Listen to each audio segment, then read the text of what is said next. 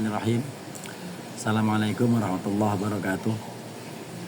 Waalaikumsalam warahmatullahi wabarakatuh. Pada hari ini Senin tanggal 26 Mei tahun 2025 bertepatan dengan tanggal 28 Dzulqa'dah tahun 1446 Hijriah akan dilaksanakan sidang munakosyah, sidang skripsi dengan judul praktik pemberian mahar pernikahan menggunakan hewan dalam perspektif maslahah mursalah, yang akan dipertahankan oleh Maulida Hardilah NIM 112 10 44003,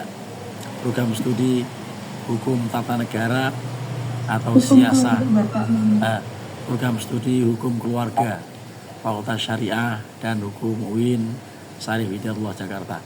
Karenanya langsung saja, waktu paling lambat atau paling lama 1/4 jam untuk presentasi diberikan kesempatan kepada Saudari Maulida Hardilah, dan tentu harap dimaklumi suara saya yang seperti ini. Justru karena seperti ini suaranya atau seperti ini suara saya, maka saya tidak bisa hadir ke kampus, maka dilakukan secara daring. Ya, kepada Maulida Hardilah dipersilakan mulai sekarang. Baik, terima kasih Bapak. Sebelumnya saya mohon izin untuk men-share presentasi saya.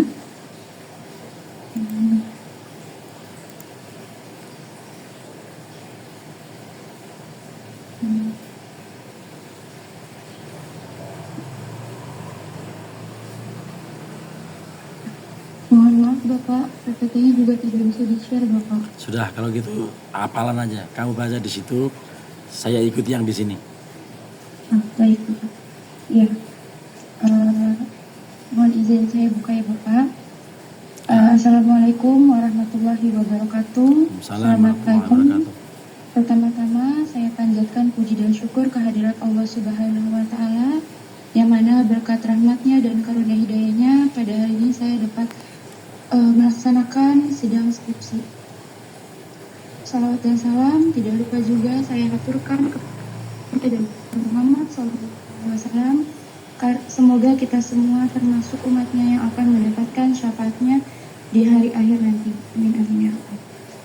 Yang saya hormati Bapak Dr. Haji Muhammad Nurul Irfan MAG selaku dosen penguji satu saya pada hari ini. Terima kasih Bapak telah meluangkan waktunya untuk presentasi hasil penelitian skripsi saya yang telah saya teliti. Sebelumnya perkenalkan, saya Maulida Hardilah dengan NIM 1121044000003. Pada hari ini saya akan mempresentasikan hasil penelitian skripsi saya yang telah saya skripsi, yaitu berjudul Praktik Pemberian Mahar Pernikahan Menggunakan Hewan dalam Perspektif Maslahah Mursalah. Penelitian ini dilatar belakangi oleh adanya fenomena unik, yaitu menggunakan hewan sebagai mahar pernikahan. Hewan yang dijadikan sebagai mahar pernikahan sangat beragam jenisnya, dimulai dari hewan ternak hingga hewan yang tak lazim seperti ikan cupang dan ular piton. Fenomena yang terjadi dalam masyarakat Indonesia ini seolah ingin menunjukkan bahwa fleksibilitas dalam pemberian mahar, sehingga menimbulkan pertanyaan apakah semua hewan dapat dijadikan sebagai mahar pernikahan. Oleh karena itu, tujuan dari penelitian ini yaitu untuk menganalisis bagaimana hukum Islam memandang praktik pemberian hewan sebagai mahar, serta bagaimana kesesuaiannya dengan prinsip-prinsip maslahah mursalah. Dalam penelitian ini difokuskan kepada dua masalah, yaitu yang pertama, bagaimana hukum menggunakan hewan sebagai mahar pernikahan, dan yang kedua, bagaimana praktik pemberian mahar hewan dalam perspektif maslahah mursalah. Berdasarkan rumusan masalah tersebut, maka tujuan penelitian ini yaitu untuk mengetahui bagaimana hukum menggunakan hewan sebagai mahar pernikahan dan untuk mengetahui bagaimana praktik pemberian mahar hewan dalam perspektif maslahah mursalah. Adapun kerangka dan teori konsep yang dipakai dalam penelitian ini yaitu dengan menggabungkan mahar hewan dengan teori maslahah mursalah. Yang dipakai dalam penelitian ini yaitu teori maslahah mursalah, yaitu merupakan suatu bentuk kemaslahatan yang tidak secara eksplisit diatur oleh syariat Islam sehingga tidak terdapat dalil secara tegas memerintahkan untuk melakukan atau meninggalkannya. Kemudian adapun metode penelitian dalam penelitian ini yaitu menggunakan jenis penelitian pendekatan kualitatif dengan menekankan pada pengumpulan data deskriptif yang bersifat naratif. Adapun pendekatan penelitian yang digunakan penelitian ini adalah kepustakaan atau library research dengan mengambil sumber data melalui buku-buku, jurnal-jurnal, artikel-artikel, atau sumber lainnya. Adapun data primer yang diambil melalui wawancara kepada Komisi Fatwa Majelis Ulama Indonesia yang bertujuan untuk memperkuat analisa penulis. Fenomena pemberian mahar hewan dalam masyarakat Indonesia ternyata bukanlah merupakan fenomena yang baru karena ditemukan dalam beberapa masyarakat adat Indonesia telah mempraktikannya sejak dahulu. Adapun beberapa praktik yang telah dilaksanakan oleh masyarakat adat diantaranya ada tradisi prasah di Jepara, yaitu dengan memberikan mahar kerbau jantan sebagai mahar pernikahan. Yang kedua ada tradisi belahan di Bojonegoro, yaitu memberikan hewan ternak sebagai mahar sampingan. Namun hal ini sangat wajib untuk dilaksanakan. Jika tidak dilaksanakan, maka akan mendapatkan cibiran dari masyarakat setempat. Yang ketiga ada tradisi segeh di Lampung, yaitu pemberian mahar berupa hewan ternak seperti sapi atau kerbau, yang mana hal ini sangat mutlak untuk dilaksanakan. Jika tidak dilaksanakan, maka masyarakat setempat beranggapan bahwa pernikahannya tidak sah secara adat. Yang keempat, ada mahar di Nusa Tenggara Barat, yaitu pemberian hewan ternak seperti sapi atau kambing. Namun uniknya dalam praktik yang dipraktikkan oleh masyarakat di Nusa Tenggara Barat ini, hewan ternak yang dijadikan sebagai mahar langsung dimasak untuk dikonsumsi dalam acara pernikahan kedua mempelai. Yang kelima ada tradisi belis di Nusa Tenggara Timur, khususnya di Manggarai, yaitu pemberian hewan ternak seperti kuda, kerbau, dan babi sebagaimana mahar adat. Yang keenam ada tradisi belis, khususnya di suku Lamoholot di Nusa Tenggara Timur, yaitu menggunakan gading gajah sebagai mahar pernikahan. Namun penggunaan gading gajah sebagai mahar pernikahan ini sangat bertentangan dengan Undang-Undang Nomor 32 Tahun 2024 tentang konservasi sumber daya hayati dan ekosistemnya yang melarang pemanfaatan satwa yang dilindungi termasuk gajah. Dan hal ini juga bertentangan dengan Fatwa Majelis Ulama Indonesia Nomor 4 Tahun 2014 tentang pelestarian satwa langka untuk menjaga keseimbangan ekosistem yang mengharamkan perburuan dan perdagangan satwa langka secara ilegal. Selanjutnya ada mahar kerbau di Kudus, yaitu pemberian mahar berupa hewan ternak, terutama hewan kerbau Rojokoyo sebagai mahar yang dianggap sebagai lambang dari kemakmuran. Yang kedelapan ada tradisi mahar sapi moa di Maluku, yaitu pemberian mahar berupa sapi moa karena dianggap sebagai simbol harmonis dan sejahtera dalam keluarga. Yang kesembilan atau yang terakhir yaitu tradisi pemberian kambing kacang di Nusa Tenggara Timur, khususnya di desa Nampar. Desa tersebut dihuni mayoritas beragama Muslim. Pemilihan kambing kacang sebagai mahar pernikahan karena dianggap sangat fleksibel sehingga tidak memberatkan pihak mempelai pria. Adapun praktik pemberian mahar hewan yang dilakukan oleh masyarakat modern sangat beragam jenisnya atau bahkan dibilang sangat tak lazim. Seperti ada burung lovebird, burung kenari, burung murai batu, kucing, ikan cupang berjenis marble blue rim, hingga ular piton berjenis albino. Selanjutnya, adapun penemuan yang ditemukan dalam penelitian kali ini yaitu bahwa dalam agama Islam, mahar merupakan suatu hak fundamental yang wajib diberikan kepada mempelai perempuan ketika akan menikah. Sebagaimana hal ini yang tercantum dalam kitab suci Al-Quran surat An-Nisa ayat 4 yang berbunyi, A'udzubillahi minasyaitonirrajim. Bismillahirrahmanirrahim. Wa atun nisaa shadaqatihinna nihla fa in tibna lakum an syai'im minhu nafsan faquluhu aniham mari'ah.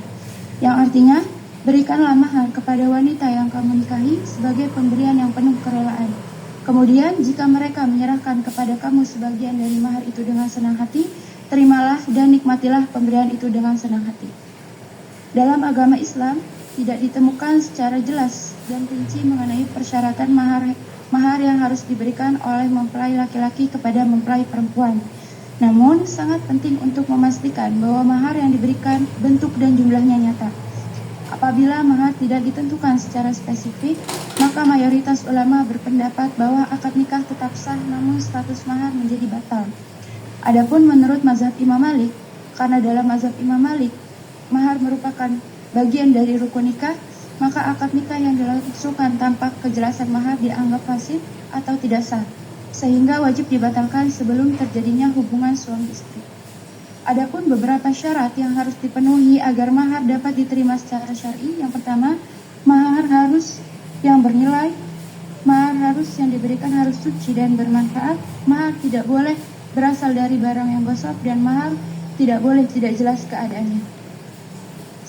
Adapun pernyataan dari Fatwa Majelis Ulama Indonesia, yaitu Dr. Haji Muhammad Nurul Irfan MAG, beliau menyatakan bahwa Rasulullah ketika memberi mahar berupa hewan unta sekian banyak, namun mahar itu dimaksudkan bentuk yang bernilai nominal uang atau emas, dan selama ada nilai nominal boleh-boleh saja sebetulnya, namun harus ditinjau dari sisi maslahat dan kurang maslahatnya. Pernyataan dari Komisi Fatwa Majelis Ulama Indonesia ini sejalan dengan praktik pemberian mahar hewan yang dilakukan Rasulullah SAW ketika menikah dengan Ibunda Khadijah. Beliau memberikan mahar berupa 500 dirham dan 20 ekor unta muda. Berdasarkan analisis tersebut, maka peneliti berpendapat bahwa menggunakan hewan sebagai mahar pernikahan diperbolehkan. Namun yang dipakai haruslah dipastikan memiliki nilai ekonomis dan manfaat serta halal menurut syariat Islam. Hewan yang dijadikan mahar harus jelas jenis dan kondisinya agar tidak menimbulkan perselisihan di kemudian hari, serta hewan yang digunakan tidak membahayakan diri sendiri maupun orang lain. Sebagaimana hal ini sesuai dengan kaidah fikih yang berbunyi la dororo wala diroro, yang artinya jangan membahayakan diri sendiri dan orang lain. Dengan demikian, tradisi pemberian mahar hewan yang dilakukan oleh masyarakat Indonesia dapat diterima secara hukum syar'i jika hewan tersebut termasuk kategori halal, memiliki nilai dan manfaat, serta dapat dipastikan kejelasan status dan kondisinya, yang mana hal ini selaras dengan prinsip musyawarah dan kesepakatan kedua belah pihak dalam menentukan bentuk mahar sesuai kemampuan dan ketentuan dalam agama Islam. Adapun mengenai maslahah mursalah, yaitu merupakan suatu bentuk kemaslahatan yang tidak secara eksplisit diatur oleh syariat Islam.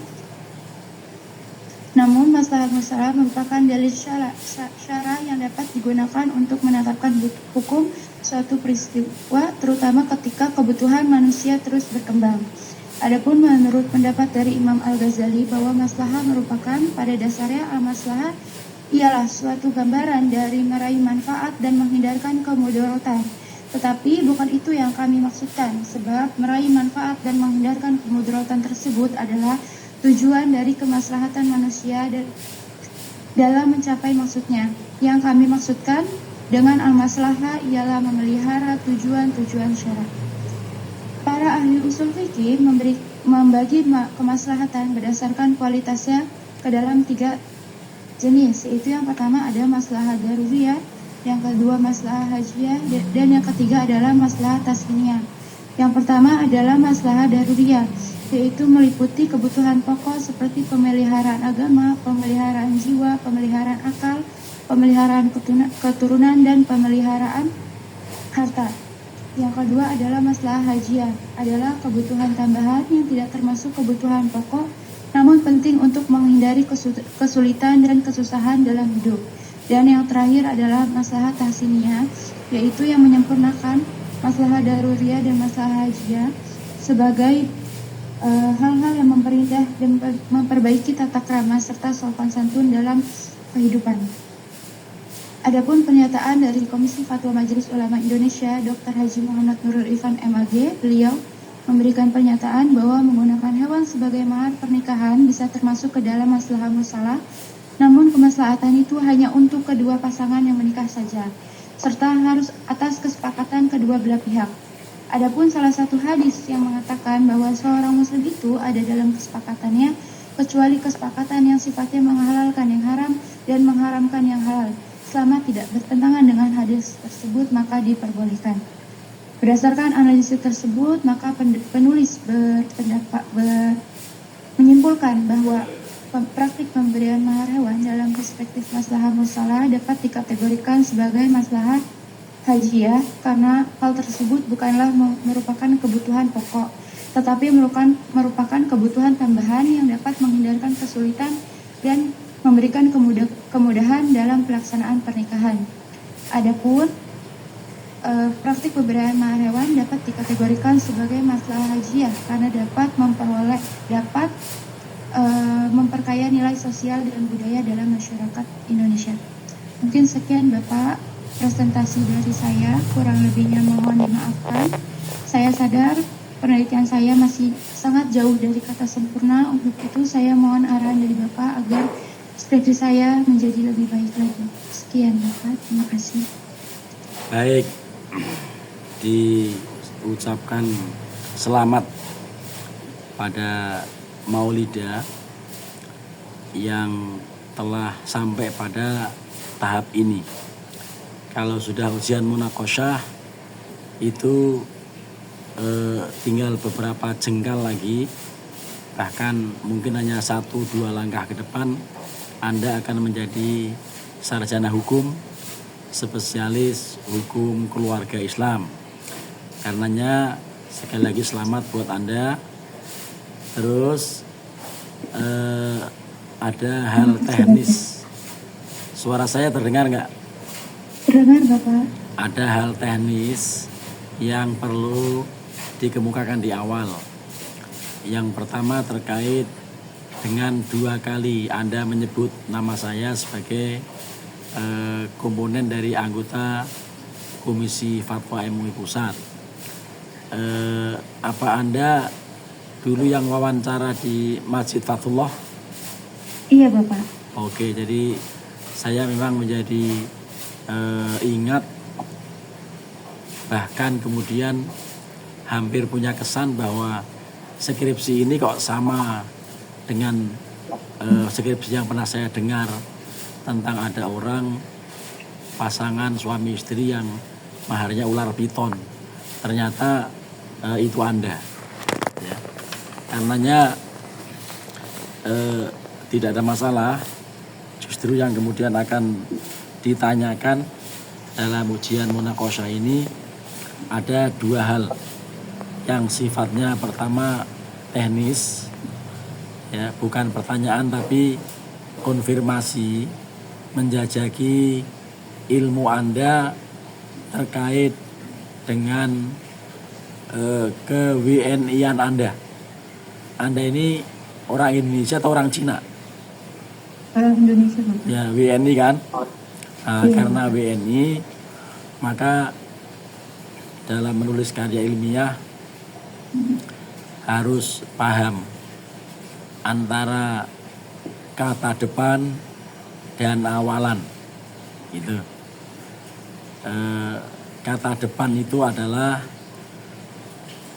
kata seperti di dan ke yang ada di depan kata tertentu yang bukan kata kerja. Misalnya di mana, di antara, di atas, di bawah, di samping, di kemudian hari, dan sebagainya. Sedangkan awalan itu setiap kata di atau ke yang digandeng dengan kata kerja. Misalnya ditulis, ditentukan, dilaporkan, dipresentasikan, dikemukakan, gandeng, di gendong, dipeluk, dan lain-lain. Setiap kata di yang ada pada kata kerja itu berarti bukan kata depan, tetapi awalan. Dan kalau awalan maka harus digandeng cara penulisannya.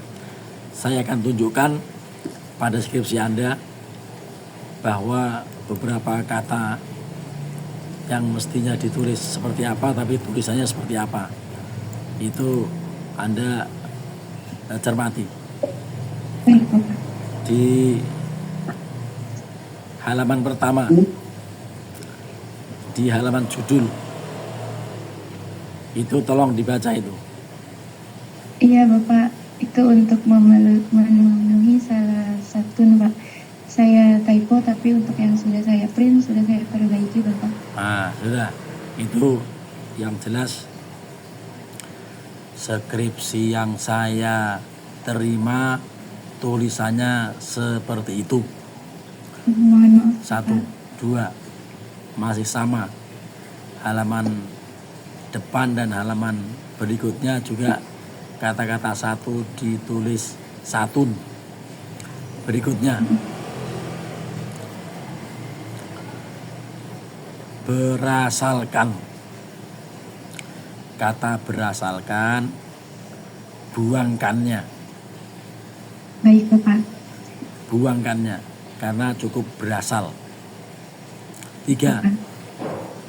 kata ke dalam. Itu penulisannya dipisah. Ke dalam gitu. Baik, Ya. Bapak. Itu pada halaman abstrak.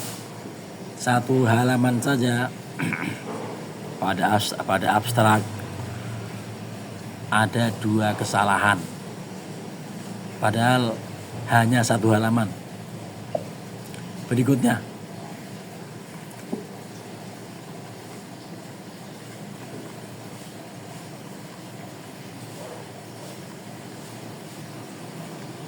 halaman 3 ada kata di mana,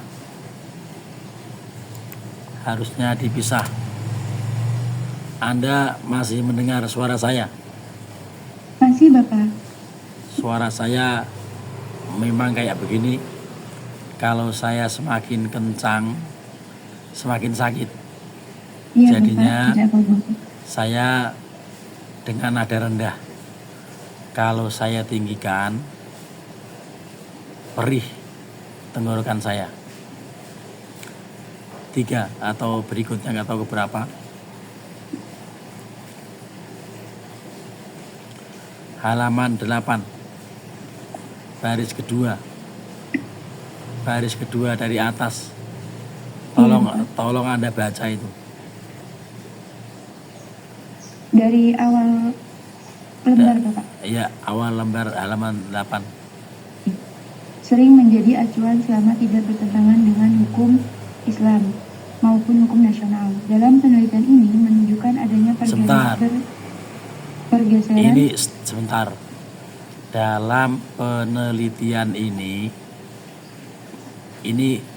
apa bacanya? Menunjukkan, Bapak. Menunjukkan, Bapak. Menunjukkan apa menunjukkan? Menunjukkan, Bapak. Menunjukkan. Kalau yang saya baca atas dasar tulisan ini menunjukkan. Menunjukkan. Berarti apa yang salah? Kurang kaknya ya, Bapak. Nah, kanya double, ada tasdidnya. Menunjukkan. Kanya 2 gitu. Ya. Iya. Itu kayak begini nih banyak. Ya. Karena Zoom saya terbatas pada 40 menit. Sekarang sudah menit ke-24. Saya akan sampaikan agak cepat karena yang substantif belum saya tanyakan. Baik, Bapak. Berikutnya ada kata-kata memaparkan. Dalam jurnal ini memaparkan. Yang memaparkan jurnalnya apa orangnya? Kalau gitu lebih tepat diganti dipaparkan. Baik, Gitu ya. Lebih tepat diganti dengan kata dipaparkan. Oke ya. Oke. Lanjut.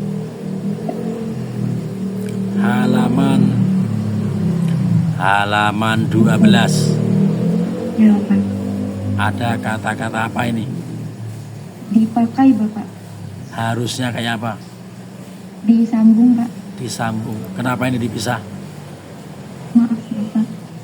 Disambung gitu ya. Iya, Pak. Bab 3. Bab 2. Ada kata-kata apa itu? Mazhab Hambali, Bapak. Yang betul bukan Hambali, tapi Hanbali. Hambali, Bapak. Huruf M diganti N. Huruf M diganti N gitu ya. Iya, baik, Bapak. Karena zamannya Hanabilah, bukan Hamabilah. Gitu. Iya, Pak. Lanjut. Ada kata apa itu?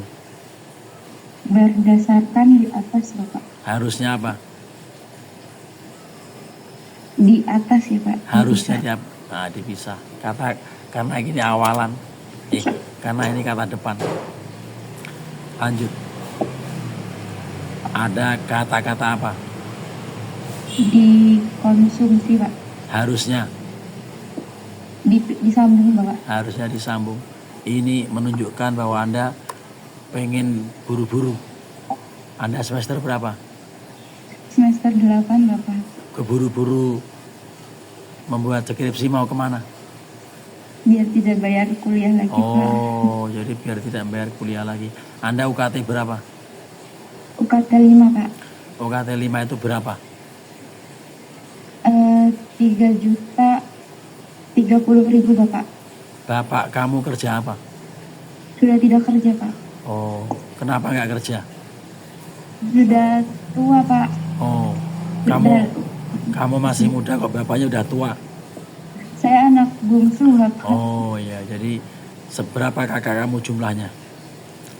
Kakak saya ada 3 yang sudah menikah 2. Oh, kamu tinggal di mana? Jakarta Barat, Bapak. Oke ya, tinggal 10 menit lagi, habis waktunya.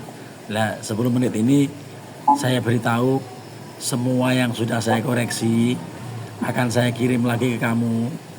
Lalu Anda wajib memperbaiki. Kalau belum diperbaiki, nanti akan saya cek waktu minta tanda tangan. Tidak bakal saya tanda tangani. Gitu ya. Sekarang nanti akan saya kirim setelah ini. Kemudian kamu terangkan, kamu bacakan ayat tentang mahar. Segera silakan dibaca. Semua ayatnya, Bapak. Ya. A'udzubillahi minasyaitonirrajim. Bismillahirrahmanirrahim. La junaha 'alaikum in talaqtumun nisaa ma lam tamassuhunna aw tafridu lahunna fariidah wa matti'uhunna 'alal musii'i qadaruhu wa 'alal muqtiri qadaruhu mata'an bil ma'ruf haqqan 'alal muhsinin. Apa betul ayat itu ayat tentang dalil kewajiban mahar? Iya, Bapak. Di mana wajhud dilalahnya? Di mana letak katanya yang menunjukkan bahwa mahar itu wajib? Dalam ayat ini tidak secara eksplisit terdapat kata yang menerangkan bahwa mahar itu wajib. Namun terdapat kata Jika kamu menceraikan istri-istri kamu yang belum kamu sentuh atau kamu belum tentukan maharnya, maka berilah mereka mut'ah bagi yang kaya sesuai dengan kemampuannya dan bagi yang miskin sesuai dengan kemampuannya pula sebagai pemberian yang patut dan ketentuan bagi orang-orang yang berbuat ihsan. Lebih baik diganti bahwa ayat tentang wajibnya mahar itu dalam surat An-Nisa ayat 3. Silakan dibaca. Surat An-Nisa ayat ketiga, Bapak. Ya. Baik, Pak. Sebentar saya cari dulu. Ya, saya baca ya, Bapak. Ya. A'udzubillahi minasyaitonirrajim. Bismillahirrahmanirrahim. Wa in khiftum alla tuqsitu fil yatama fankihu Sebentar. Maksud saya ayat 4 yang bunyinya wa'atun nisa'a soduqotihinna nihlah itu. Wa'atun nisa'a soduqotihinna nihlah fa in tibna lakum an syai'in minhu nafsan fakuluhu hani'an mari'a. Oke, baik. Artinya apa? Artinya, berikanlah mahar kepada wanita yang kamu nikahi sebagai pemberian yang penuh kerelaan. Bagus. Kemudian, sebentar. Wa'atun nisa'a itu kata-kata atu fiil apa? wa'atun nisa'a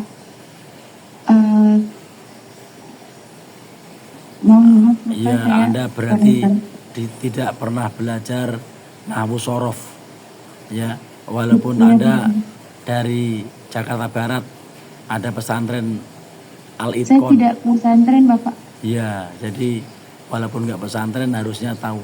Tapi begini, berikanlah itu kata apa?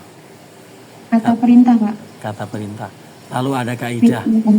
Ada kaidah dalam hukum Islam itu, kaidah usul fikih malah al aslu fil amri lil wujub. Artinya apa?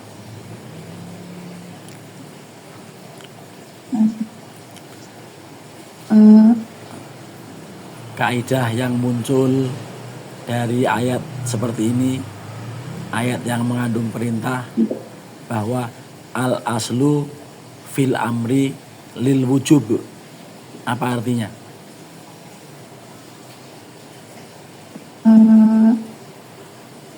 Artinya itu sesuatu. Sudah. Cukup terjajaki ilmu usul fikih Anda. Itu arti dari kaidah itu bahwa dasar yang bisa diambil dari sebuah perintah Allah adalah hukum wajib. Oleh karenanya mahar menjadi wajib. Jadi ayat yang menyebutkan mengenai mahar wajib adalah dalam surat An-Nisa ayat 4. Tolong diganti itu posisi dalil mengenai wajibnya mahar. Dan kata-kata al-aslu fil amri lil wujub itu kaidah usul fikih yang wajib Anda tulis dalam skripsi ini pada saat menerangkan ketika ayat itu. Nanti pada revisi ditulis al-aslu fil amri lil wujub,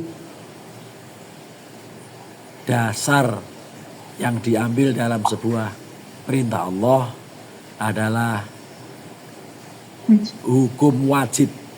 Dalam hal ini hukum wajibnya mahar. Itu wajib Anda kemukakan ya dalam analisis, dan wajib Anda tulis kaidah usul fikih yang saya bacakan berulang kali tadi. Al aslu fil amri lil wujub. Gitu ya. Itu tolong Anda tulis. Berikutnya saya tanya teknis, karena tadi nama saya disebut kemudian Kaprodi diberitahu bahwa narasumber dalam skripsi itu saya, tolong beritahu. Tidak diberitahu Bapak, karena pendaftaran sidang skripsi melalui online Bapak, hanya mengisi di form saja. Oke, jadi seandainya Bu Kaprodi, Bu Dr. Rusdiana tahu bahwa narasumber dalam skripsi ini saya, itu insya Allah tidak akan diberikan kepada saya untuk menguji. Itu begitu, insya Allah. Tapi karena beliau tidak tahu, maka ternyata saya menjadi penguji. Jadi selamat, Anda ketemu saya 2 kali, dan ketemu terakhir ini akan membawa berkah buat Anda. Sekali lagi selamat, Anda sudah menempuh langkah ini, dan salut buat Anda yang baru semester 8 sudah selesai skripsi. Saya doakan Anda memperoleh ilmu yang manfaat dan bisa melanjutkan studi S2, atau silakan Anda mau menentukan sikap hidup terpenting dalam dunia ini dengan misalnya menikah dulu baru baru kuliah. Nah, itu silakan saja dipilih. Mudah-mudahan berkah dan sukses buat Maulidah. Doa saya menyertai kelulusan Anda, dan sekali lagi selamat. Mudah-mudahan Allah memberkati Anda dan keluarga Anda. Ya, orang tua, ayah, ibu Anda, mudah-mudahan selalu dalam keberkahan. Kemudian keluarga yang nanti insya Allah akan kamu bentuk menjadi keluarga yang sakinah, mawaddah, warahmah. Kita akhiri ujian skripsi pada pagi hari ini dengan membaca Alhamdulillahi Rabbil Alamin. Saya minta maaf karena nggak bisa hadir, dan betul-betul sangat memaksa ini suara saya seperti ini. Ya, terima kasih. Assalamualaikum warahmatullahi wabarakatuh. Waalaikumsalam warahmatullahi wabarakatuh. Terima kasih Bapak. Terima kasih telah meluangkan waktunya. Baik. Ya, baik Selamat. Bapak. Ya, selamat ya. Assalamualaikum. Waalaikumsalam warahmatullahi wabarakatuh.